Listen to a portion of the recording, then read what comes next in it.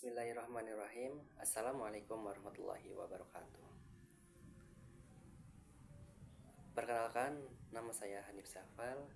Saya dari Fakultas Ilmu Tarbiyah dan Keguruan, Program Studi Pendidikan Agama Islam, dengan NIM 2481010063. Nah, di sini saya akan memenuhi tugas UTS mata kuliah Sejarah Peradaban Islam yang dimana diampu oleh Bapak Ahmad Musyafa LC MPDI.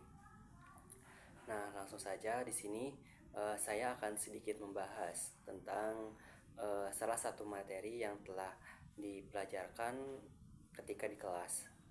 Saya mengambil tentang sejarah peradaban Islam modern di Turki. Oke, langsung saja. Ketika kita berbicara tentang Turki, tentu saja kita tidak asing atau tidak luput dari masa kejayaan Kekaisaran Utsmani atau Ottoman Empire. Nah, ternyata Kekaisaran Utsmani itu berdiri sejak tahun 1299 oleh Utsmani bin Ertugrul. Nah, kemudian selama lebih dari 6 abad Kekaisaran Utsmani itu menjadi pusat kekuatan Islam di dunia. Nah, kemudian di masa pemerintahan Sultan Sulaiman Al-Qanuni, Kekaisaran Utsmani itu mencapai puncak kejayaannya mencapai puncak kejayaannya sehingga wilayahnya itu membentang luas dari Eropa Timur hingga ke Afrika Utara. Nah, pada masa ini Kekaisaran Utsmani itu atau Islam itu tidak hanya berkembang dalam bidang agama saja, melainkan dalam bidang seni, dalam bidang ilmu pengetahuan, dan dalam bidang pemerintahan. Nah, setelah memasuki abad ke-18 hingga 19, ternyata Kekaisaran Utsmani itu mengalami kemunduran yang begitu pesat, teman-teman. Nah, kenapa sih Kekaisaran Utsmani itu mengalami kemunduran yang begitu pesat? Karena terdapat beberapa faktor yang mempengaruhi atas kemunduran Kekaisaran Utsmani tersebut. Di antaranya tuh lemahnya pemerintahan, terus yang kedua ada korupsi, yang ketiga munculnya nasionalisme, terus munculnya nasionalisme di wilayah jajahan, serta kemajuan pesat bangsa-bangsa Eropa tersebut. Nah, untuk mengatasi hal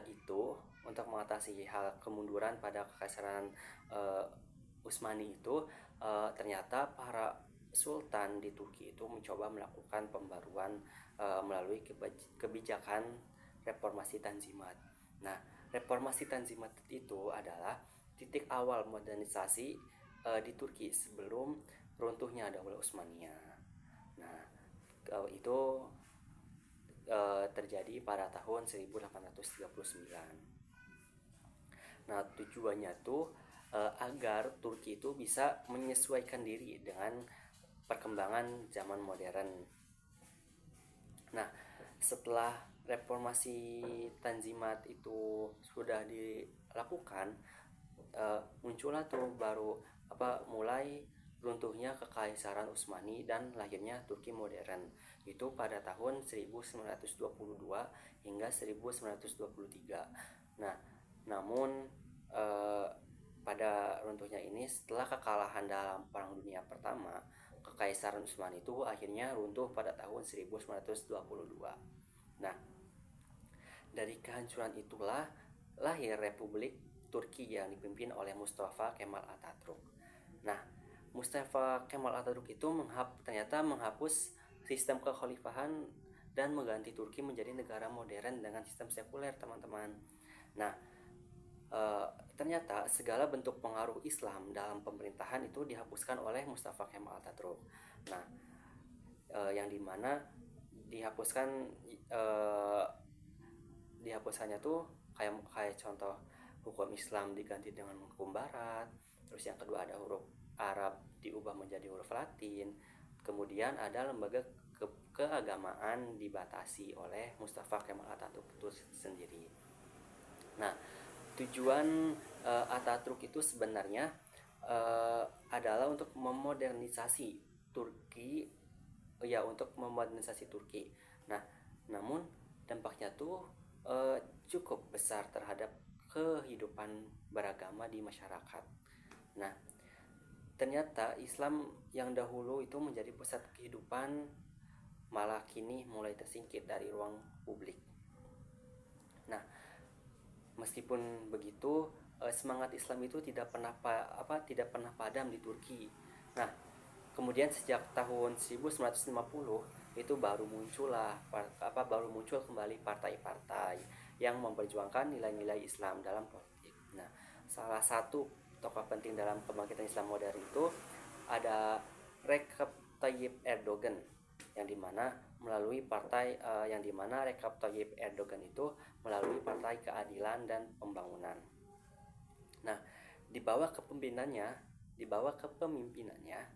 Turki berusaha mengembalikan identitas Islam, misalnya tuh dengan mengizinkan memakai jilbab di sekolah, di kantor, serta mengembalikan Masjid As-Safa menjadi tempat ibadah umat Islam pada tahun 2020. Nah, dari perjalanan panjang tersebut kita dapat mengambil pelajaran bahwa Islam itu mampu beradaptasi dengan perubahan zaman tanpa kehilangan jati dirinya. Nah, pada peradaban Islam modern di Turki ini menjadi contoh bagaimana umat Islam itu bisa tetap maju dalam bidang ilmu pengetahuannya, ilmu ekonomi dan teknologinya, sambil tetap mempertahankan nilai-nilai keislamannya dan sambil tetap mempertahankan nilai-nilai keislamannya. Maka dari itu, mari kita jadikan sejarah Turki sebagai cermin bahwasanya kejayaan Islam itu tidak akan pernah hilang selama umatnya tuh masih mau belajar, berinovasi dan tetap berpegang teguh pada ajaran Allah dan Rasulnya. Mungkin itu saja dari saya. Kurang dan kurangnya mohon maaf apabila ada kesalahan dalam penyampaian, dalam ucapan ataupun yang lainnya. Mohon dimaafkan karena di sini saya masih belajar tentunya. Kurang langsung mungkin itu yang dapat saya sampaikan. Kurang dan lebihnya mohon maaf. Wallahumma fiqh ila aqwamit thoriq. Wassalamualaikum warahmatullahi wabarakatuh.